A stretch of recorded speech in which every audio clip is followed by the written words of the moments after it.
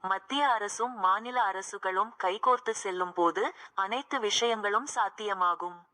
அப்போது சாத்தியமற்ற விஷயங்கள் கூட சாத்தியமாகும் என பாதுகாப்புத்துறை அமைச்சர் ராஜ்நாத் சிங் தெரிவித்து உள்ளார்.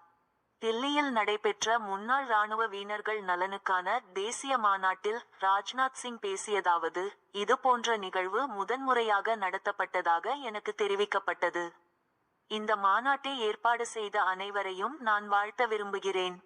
இது ஒரு அற்புதமான நிகழ்ச்சி. முன்னாள் ராணுவ வீரர்களையும் வாழ்த்துகிறேன். எனது மரியாதையை தெரிவித்துக் கொள்கிறேன். இது இளைஞர்களுக்கு ஊக்கமளிக்கிறது. முன்னாள் ராணுவ வீரர்கள் நலனுக்கானது. மாநில அரசுகளும் அவர்களுக்கான திட்டங்களை கொண்டு வருகின்றன.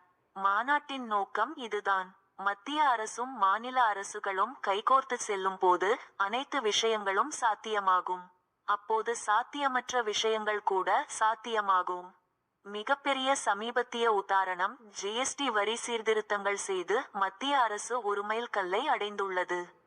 இது ஒருமித்த கருத்து காரணமாக நடந்தது. இது மட்டுமல்ல, கோவிட்-19 தடுப்பூசி திட்டத்தை நினைவில் கொள்ளுங்கள். மத்திய அரசு அனைத்து மக்களுக்கும் தடுப்பூசிகள் கிடைக்க ஏற்பாடு செய்தது.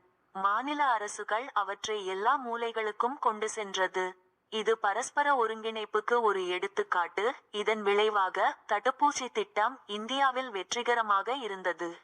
ஸ்வச் பாரத் மிஷன், ஆயுஷ்மான் பாரத் யோஜனா திட்டங்களிலும் இதேதான்.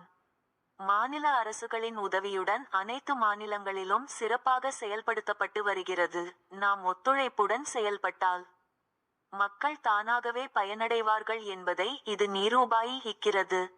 எனவே முன்னாள் ராணுவ வீரர்களுக்கு இந்த மாநாட்டில் நல்ல பலன்கள் கிடைக்கும் என்று நான் நம்புகிறேன். இவ்வாறு ராஜ்நாத் சிங் பேசினார்.